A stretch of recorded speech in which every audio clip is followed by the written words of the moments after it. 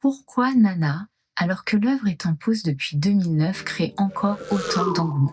Si Nana a un tel impact, c'est parce qu'il y a un système de narration qui est ultra intéressant et que je n'ai pas retrouvé dans d'autres mangas. On va suivre deux nanas et on se rend compte très rapidement que les deux nanas sont les narratrices de l'histoire. On n'est pas dans un récit où on suit les personnages et il y a une voix off comme dans les animés comme Hunter x Hunter par exemple qui va nous dire tel personnage là il ressent ça, etc. Non, on a les deux nanas qui se parlent de manière interposée et dans une période, une temporalité assez éloignée. On va les suivre à 20 ans, mais on va les suivre aussi à 26, 27 ans. Franchement, Aizawa, elle a fait fort. Elle a fait fort parce que Nana, en fait, c'est un manga sur l'introspection. Voilà, si je résume Nana, c'est un manga sur l'introspection. On a deux héroïnes qui sont toujours dans l'introspection, qui se remettent en question. Peut-être même de manière contre-productive parce que je trouve que parfois ça peut entacher à leur bonheur. Voilà, ça c'est...